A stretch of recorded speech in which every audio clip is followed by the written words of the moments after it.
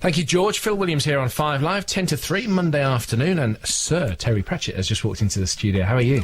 Fine, thank you. I noticed that on the new book it's just Terry. Because you don't want to swank.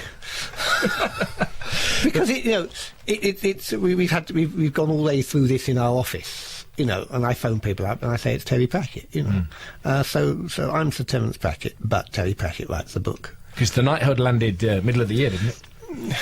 No, actually, in the early spring. Oh, was it? Mm. So, but you've not insisted on the Sir. Then. Well, anyone call you Sir? It's un-British, isn't it, to keep insisting on it? just frown if they forget. Well, I'll say it once more, and then we'll just go with Terry, shall we? Sir Terry Pratchett is our guest for the next part of the programme on 5 Live. If you have a question for him, you can email phil@bbc.co.uk, 85058 for your text this afternoon. 45 million books sold worldwide. More? 65 million. That's gone up since the weekend when I did my research. That's incredible. Do your research better. 65 million books don't quite... Actually, what happens is one journalist gets it wrong because they haven't looked up something, and then it's the internet, and so that's it. Perpetuates it. Yeah, there's nothing you can do. The latest book, then, Unseen Academicals. This is a Discworld novel, and this is... Now, let me see if I've got this one right. This is the 37th. Yes, absolutely. You're doing OK now. You're getting better. Oh. I'd hate to let you down, sir. Oh, I'll tell you where you get it wrong. OK, good. Well, that'll be fine then. Well, I can cope with that. Unseen Academicals. Now, what I want you to do is set up the Discworld for us before, because there will be people who aren't in this 65 million. Well, the curious thing... it's a curious thing because... if a fantasy author comes on a programme like this, everyone says, tell us how... They never say that to, say, God help us, crime, Tell us about... Who is Agatha Christie, then? OK, I don't really mind, it's just... Discworld is a kind of parody of this world. It looks weird. It's on the back of a turtle, and there's 4 elephants that support it, which absolutely means nothing in terms of this particular story, because people don't think about what their world looks like in the same way that we don't get very excited about living on a big ball of molten iron. And there is magic and all the classic stuff, but the difference is that it's slightly more real. The people act like normal people. They don't go around saying things like, "Ho, landlord, a pint of your finest ale," and other fantasy stuff. They live what we would think of as comparatively normal lives, even though they might be wizards and witches and so forth. And the Wizards of Unseen University, which is their premier university, have to play a game of football. It's part of a bequest. They're going to lose an awful lot of money if they don't. And they aren't allowed to use magic, and they must play one game of football. And of course, football as it exists on the Discworld in that particular time is like it was in this country several centuries ago, where it was just a big fight. It made soccer look like ballet. It was bloodthirsty stuff. So they set about not exactly changing the rules, but just steering them in a different direction.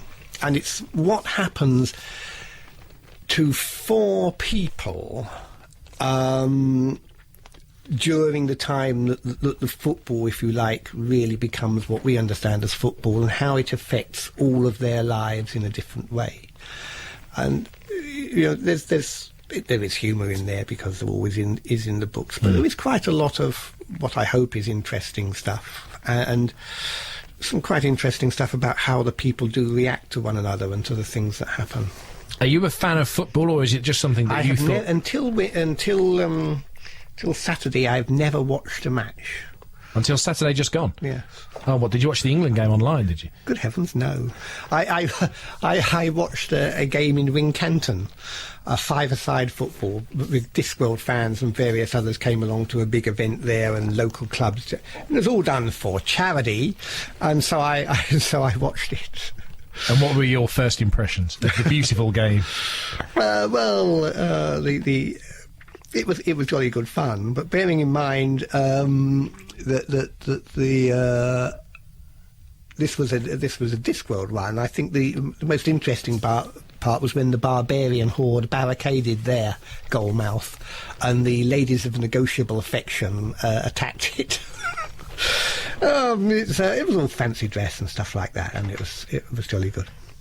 Did you think that it was something that was rife for satire? Because a lot of... yeah, but yes, because at the end, shall we say, the young man who is a superb natural footballer happens to get, shall we say, romantically involved with the young lady who has just now become a very famous fashion model. But I didn't have anyone in this planet in mind. There's lots of reflections on this planet because that's how Discworld works. You can actually see that I write in Discworld, but I live on Earth. So yeah, it was fun to put it together. An email already coming for you from Peter in Staffordshire. Says, Phil, I bought Unseen Academicals on Friday. I finished it last night. I loved it. As with some other recent Discworld novels, such as Money, Sir Terry has created something far more than just a fantasy genre parody. He's using fantasy world format to say significant things about the world and perhaps specifically Britain today, says Peter. Now that Sir Terry is a knight of the realm, has he petitioned the College of Arms for his own shield and crest? I do hope it's something impressive and tinctured. As a matter of fact, I have. But actually, my understanding is anyone in reasonably good standing who's British can have a coat of arms, as we'd call it. Yeah, mine's a long time coming, but they have to fill in all the twiddly bits, and of course it's difficult to get the animals to stand still long enough. No, but yeah. So you're going to get your own coat of arms? Yes, you could get one.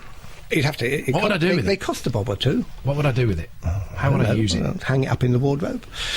I'm getting it because I just think it's fun. In the same way that I become a knight, I was very annoyed to know to find out that you're not allowed to carry a sword if you're a knight, which I think rather defeats the object of the exercise.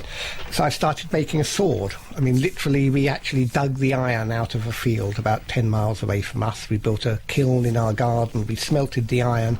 We're making the bar stock. And between now and Christmas, I'll take all this along to a swordsmith, and he will work on it with me as his apprentice, because I surely don't know how. Smelting iron is not too difficult. It means hauling lots of stuff around, but making a sword is a skill. I'll make my own sword and see if I can walk through Salisbury and see. So you are going to try and walk with it, eh? Well, possibly at midnight, I don't know. I'd be done for knife crime. That's the trouble when you're someone like me. I commit knife crime every time I go into town, because I always go in my old gardening jacket, and usually somewhere there underneath all the old runner bean packets and stuff is my pruning knife. But it would be nice to think that I would never get into trouble. Yes, I think you're a law-abiding citizen, aren't you? Just about. You're a law-questioning citizen. Yes, a law-questioning citizen is more interesting, I think. We'll talk about that after the news, because we're a couple of minutes away from the news. Are there any other perks to being a Sir that you would like to fully exploit? Yes, there are some I exploit already. I think I don't know, it's a 9/11 thing, but it seems that there's more and more official bullying now. Anyone with a clipboard or a fluorescent jacket thinks he can shout and scream and call the odds. And I just always question that, and I'll confront. And the nice thing is they think, hang on, he's a knight. He might know a bigger bully than me. And I take some delight in that we should be doing more of that sort of thing. And in fact, curiously enough, there's something of that in Unseen Academicals. Sir Terry Pratchett is my guest this afternoon, discussing the 37th novel in his Discworld series, Unseen Academicals. If you have a question you'd like to put to him, 85058 for your text messages. You can email phil@bbc.co.uk. We'll talk some more after Tamsin's news at 3 o'clock. Thank you, Mike. 3:04 Monday afternoon. Phil Williams here with you on 5 Live, partway through a conversation with Terry Pratchett. The new book's called Unseen Academicals, of which football features significantly therein.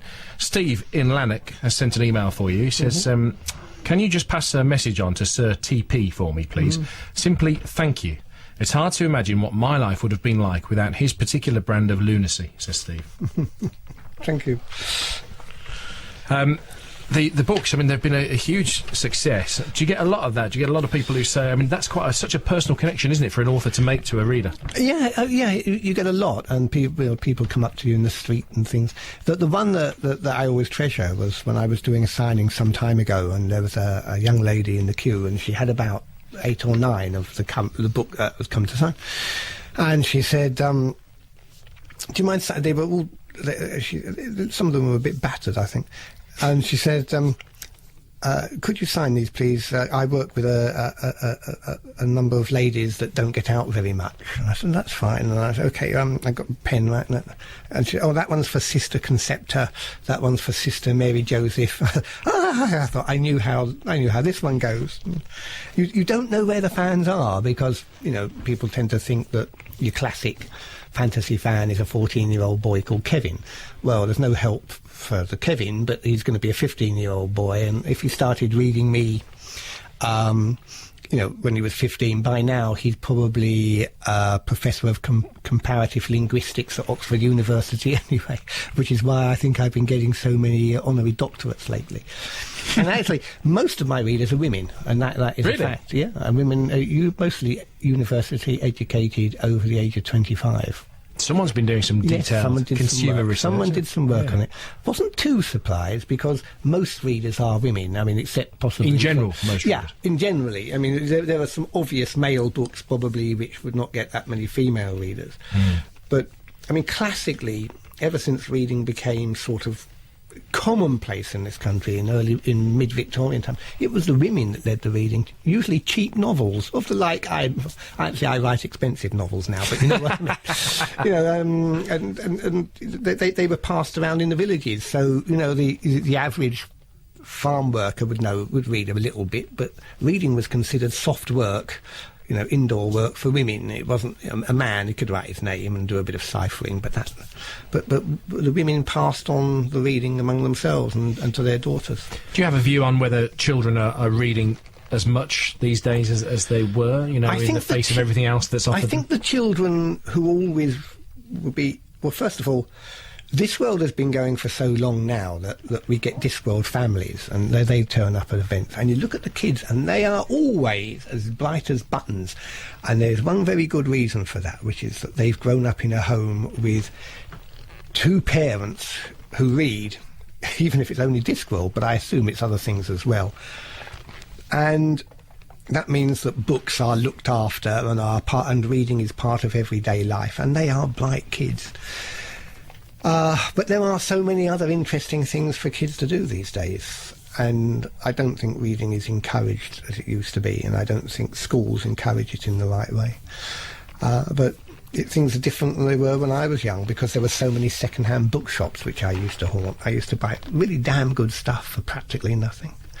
See, I'm self-confessed a poor reader. It's something I'm trying to get better at, and I wonder whether that's because for my job on a daily basis I'm reading so much anyway. I have to read briefs, newspapers, documents.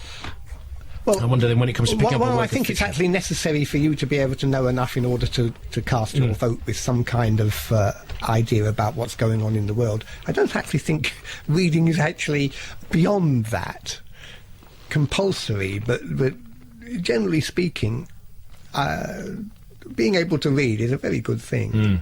Being able to read for pleasure. So this is what I was about to say to you. I read for pleasure then on Friday evening for an hour, switched everything off, the flat was silent, and it was the most enjoyable hour. There was something magical about disappearing into a book. And I just wonder whether children these days have a chance to capture that if they're distracted with their iPod, their games, their Nintendo Wii.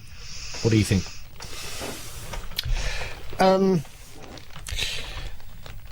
If I was 13 now, I wonder if I would grow up to be me, if you see what I mean. Because I think I would have been noosed by the computer games, because there's such a lot of them out there, and many of them are very good and very engrossing and immersive. I'm old enough now to be allowed to play them whenever I want. And no one's got to tell me to get my homework done. I'm over 60. What's your favourite? What are you hooked on? There's a wonderful game called Oblivion. You may have heard of it. Yeah. And what is so beautiful about it, and when someone's going to do something about this, it's sort of sword and sorcery, but with marvellous graphics and scenery, unbelievable to those that don't know how things have progressed since they watched Lara Croft's backside in Tomb Raider. But people mod the game. You know, you can online you can pick up mods. You know, I've got a character in the game that I use, but he cooks his own bread. He grinds corn, and you've done that. You about a quarter. He makes cheese and soap, but then he goes out and fights some vampires or stuff. It's just fun. It's a nerd thing. It's how you can make the game do interesting things. Let me put an email to you from Simon in Norfolk, who says, Phil, Terry is the funniest writer alive today, yet also provides an element of social commentary. He's provided years of laughter for me, and my 2-year-old daughter loves Where's My Cow, with obligatory farmyard animal noises, of course.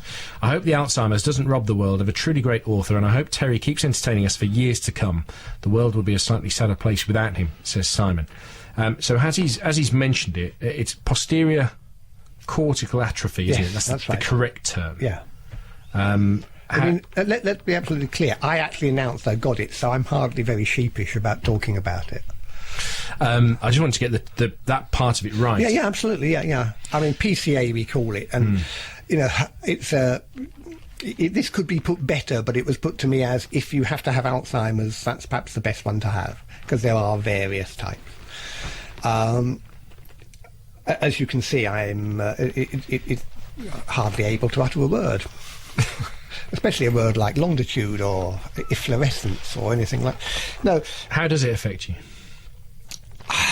Can't type. Used to be able to touch type incredibly fast, and then my eyes and my fingers started to argue with where letters are. If I took my jumper off and it turned inside out, it might take me a while to work out the logistics of pulling a jumper in, or work out what had gone wrong. Silly little things.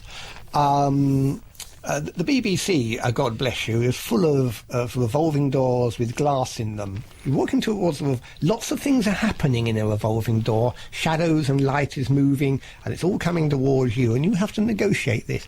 Not that easy for an awful lot of people. When you have PCA, bit of a problem, but you kind of learn to cope. After I was diagnosed, I was quite depressed about it.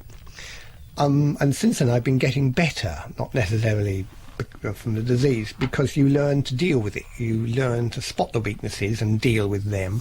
And most recently, I have acquired an absolute magnificent text-to-speech system, and now I dictate to the computer. And what is actually printed on the screen is much, much better than I could have hoped to type myself. And apart from that, it knows most of the words I use, because we put all my novels in the computer in electronic form, and the software assimilated them. And so you've taught it Pratchett speak. Oh yes.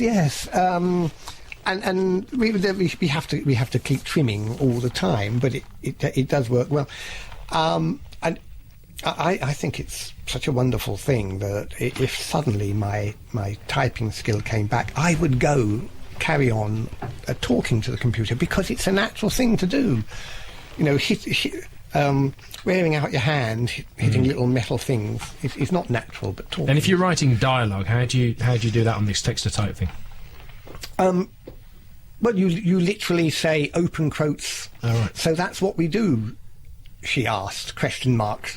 So it's as simple as that. And because I was a sub-editor, thinking like that comes second nature to me as well. So it's not too difficult. I mean, you're only really doing what you would do on the keyboard, but you're just talking about it. The depression that you experienced when it was first diagnosed, do you think that in part was due to the fact that you're such an intelligent man?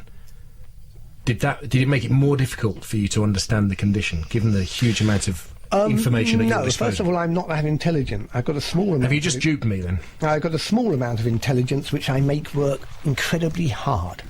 And I was first depressed because I hope it's better now, and I really, really hope it's got better now. If you were diagnosed, they were told you've got Alzheimer's, and that was it, out the door. You know, if you'd been diagnosed with cancer, you'd know. There'd be a specialist, there'd be tests, you know, there'd be hope, because people survive some cancers, more and more cancers. Alzheimer's, as yet, no clear cure in sight. But even that you kind of find out by yourself. You're really left alone, and it was thanks to my wonderful GP, and frankly me being pushy, that actually got the diagnosis. Right, because first of all, look, I'm telling this rather backwards, I was misdiagnosed as not having Alzheimer's. Went back and said something has seriously gone wrong. Unfortunately, my GP happened to send me to Adam Brooks Hospital, where a man who specialised in PCA happened to be the man that looked at my scan. I was very fortunate, because everything rolled together, so I was fortunate in the sense that I knew what I'd got, not particularly fortunate to have it. But I've lived with it, and actually the depression became anger of the situation. Anger's very good. It's like an inner fire, and you can keep it stoked. And that led to me speaking out about it, and now I get, there's just my life is so incredibly full. And that in its own way helps. And the other issue that you've spoken out about is the issue of assisted suicide, although I know you prefer the term assisted death, don't you? Excuse me, this question, were you ever a newspaper journalist? No.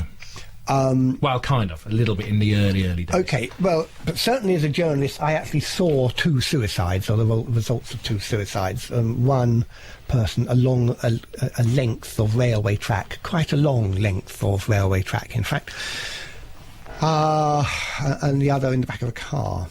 Journalists don't normally see this stuff, but if you're a local journalist, it's amazing. And I used to go to coroner's courts an awful lot, and you may have know about those.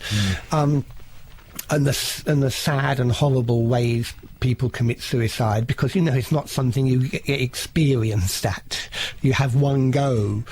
And the whole thing is absolutely terrible. And it seems to me that using the word suicide when someone like me, who is currently in the full possession of their faculties and is quite capable of making their thoughts known, and who understands the situation they're in and what the future holds, that does not seem to me like desperation or despair. This seems to be making a ferociously intelligent decision.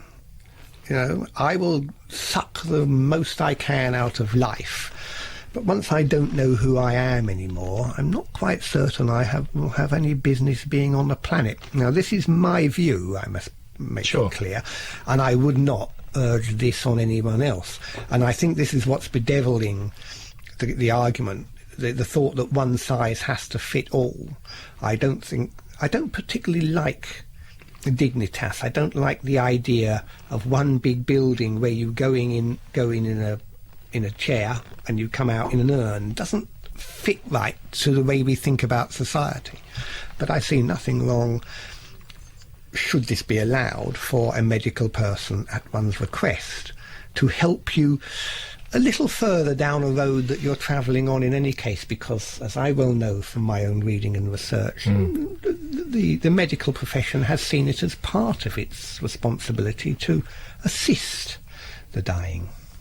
Have you put any thought, and forgive me if this is intrusive, have you put any thought into the type of assistant you'd like then, if it's not a Dignitas-style building? Oh yes, I've been very clear. I would like to die sitting outside in a chair. Whatever else I have, I'd like a nice brandy, possibly 2 brandies, and drift away to the sound of Thomas Tallis on my iPod, if it's wet, in the library, please. Someone said to me, yeah, but what I was supposing it turns out to be a nice day and you're sitting out there, and you'll say to the doctor, actually, no, can we put it off till Thursday? I mean, and why not? you know. We have become brainwashed, I think, into believing that death is something that happens in hospitals or hospices. It used to happen a lot at home, often with the assistance of the doctor, and often for the Victorians with the assistance of an awful lot of drugs, because they practically floated on drugs in Victorian England. They were sort of almost treated like sweets. And so you said a few words to young Millie, and told your son not to play with naughty women, and gave all the little messages you did to the family, and Grandad died, and everyone had a good cry. As the PCA gets a grip of you, though, do you think? You talked about the time when I think you said what was the phrase you used? Lost your. Let's say I'm down to the last marble. Yeah. Let's say you're down to the last marble. But will you be able to convince those around you that you've had enough, or will they think, oh well, he's down to the last marble? Is it just that he's down to the last marble? The progress. You see what I'm trying to say? Yes, progress of the PCA is fairly reasonably easy to map. My view is that a person should be able to. I know this may be a strange legal thing. Should be able to have power of attorney over their later self. I.e., as Terry Pratchett, I know how Terry Pratchett thinks. Therefore, when we reach, as it were, significant medical position X, this is what Terry Pratchett, past and now, wants. If Terry Pratchett at that point says, actually, I don't want to, thanks very much, then you haven't got to the right time. I'm being matter of fact, but the last stage, the terminal stage of Alzheimer's is not good, and not one that should be faced if one could avoid it. But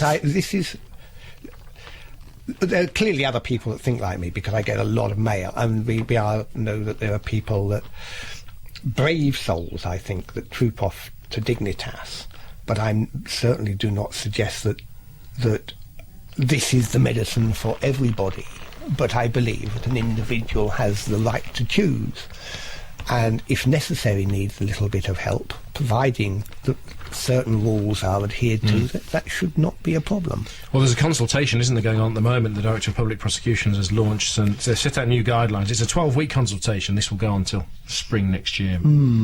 We'll see the conclusion of that. Well, yes, it's a very strange thing, because at the moment you can be helped by someone, but that becomes murder. But the police may then decide, taking all in all, that okay, because of this, okay, it's more a case of, well, don't do it again, all right, It doesn't really help anybody, because it means you live in fear. So people who have, for the very best of intentions, helped relatives to die or friends to die, may possibly be charged with murder, even though the intent was clearly obvious.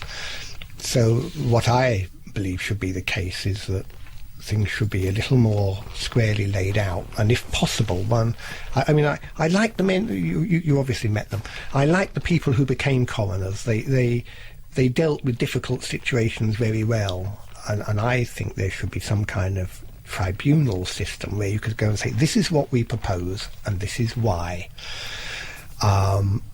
And that's discussed, and the nice man would say to me, and this is what you want, and yes, and yes, and so we can gently weed out the old lady who's not very certain about it, but her two strapping sons are standing there saying, "Mum really wants it, don't you, Mum?" That's what people are frightened of, that the old people will be urged into, as it were, choosing to die. On the other hand, let's not forget, if you've met many very elderly ladies, getting them to do anything they don't want to do is incredibly difficult and might get you a rap over the shins with their walking sticks. So I don't think it's going to be too much of a problem.